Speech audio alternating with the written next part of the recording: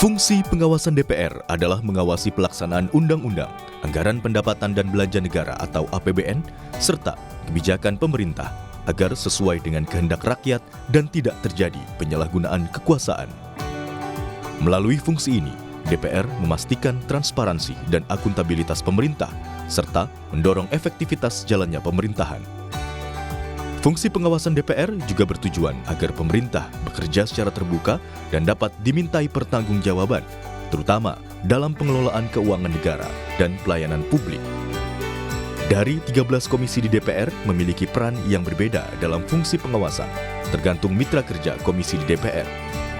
Adapun bidang atau ruang lingkup tugas komisi di DPR antara lain Komisi 1, Pertahanan, Luar Negeri, Informatika. Komisi 2, Pemerintahan Dalam Negeri, Pertanahan, Pemberdayaan Aparatur. Komisi 3, Penegakan Hukum. Komisi 4, Pertanian, Kehutanan, Kelautan. Komisi 5, Infrastruktur dan Perhubungan.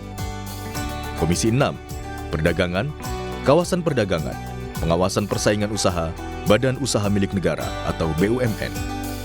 Komisi 7, Perindustrian, UMKM, Ekonomi Kreatif, Pariwisata, Sarana Publikasi. Komisi 8, Agama, Sosial, Perempuan, dan Anak. Komisi 9, Kesehatan, Ketenagakerjaan, Jaminan Sosial. Komisi 10, Pendidikan, Olahraga, Sains, dan Teknologi. Komisi 11, Keuangan, Perencanaan Pembangunan Nasional, Moneter, Sektor Jasa Keuangan.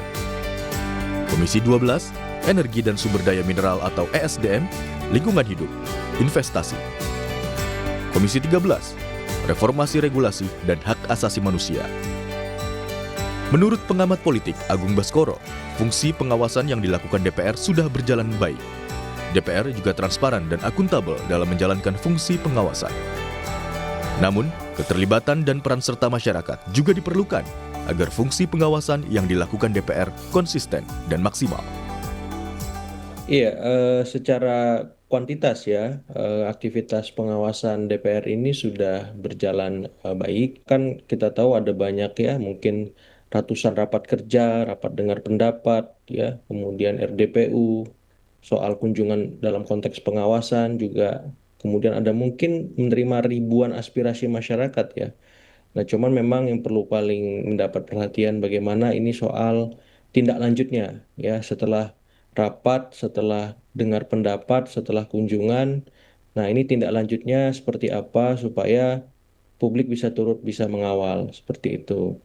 Nah, kemudian juga soal isu pemanggilan pejabat publik ya atau stakeholder yang lain ini juga sudah terlaksana, cuman memang dari DPR punya semacam peta jalan bagaimana memastikan fungsi-fungsi pengawasan itu bisa berjalan dengan optimal seperti itu. Nah, yang berikutnya saya kira soal transparansi dan akuntabilitas ya. DPR terus berusaha melakukan proses transparansi dan akuntabilitas.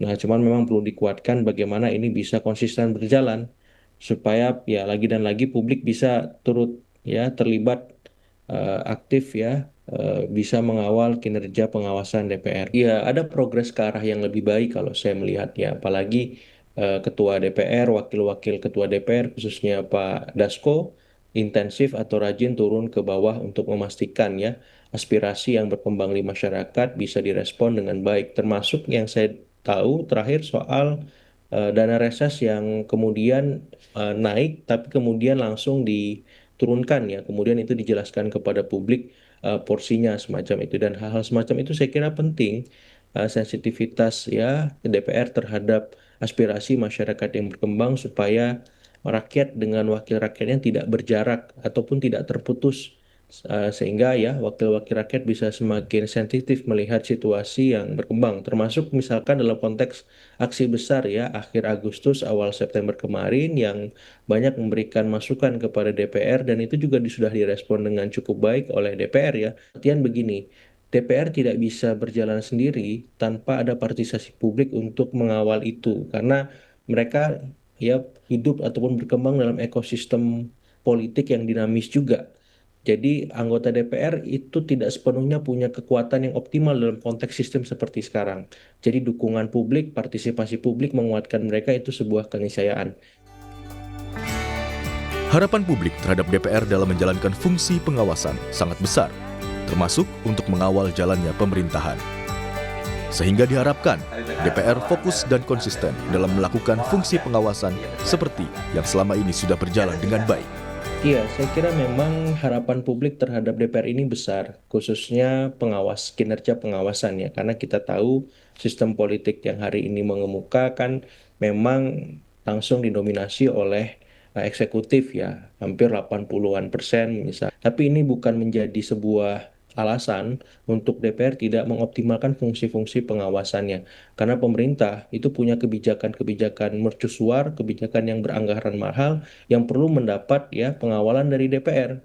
Justru disinilah fungsi DPR semakin relevan dan penting untuk dihadirkan supaya apa? Kita bisa menyelamatkan anggaran negara yang banyak itu, kita bisa memastikan kualitas program pemerintah optimal, termasuk ya kinerja DPR dan pemerintah secara keseluruhan. Karena apa? Kalau misalkan DPR tidak melakukan fungsi tersebut, ini bahaya seperti itu. Jadi saya berharap dengan kondisi dan realitas politik demikian, DPR tetap fokus dengan kinerja pengawasannya, dan ujungnya memang semua itu harus disampaikan ke publik, apakah lewat sistem informasi yang terintegrasi, apakah lewat komunikasi yang partisipatif, emansipatorik, yang simpatik, pun kalau dikritik tetap dengan respon-respon yang simpatik, empatik, yang itu bisa membuat masyarakat paham dan tidak membuat prasangka dan praduga yang tidak perlu. Selain itu, DPR juga memiliki tugas untuk membahas dan menindaklanjuti hasil pengawasan yang disampaikan oleh Dewan Perwakilan Daerah atau DPD, terutama yang berkaitan dengan otonomi daerah, pengelolaan sumber daya alam, dan lainnya. DPR juga memiliki hak istimewa seperti hak interpelasi, hak angket, dan hak menyatakan pendapat untuk menjalankan fungsi pengawasannya. Tim Liputan, Kompas TV.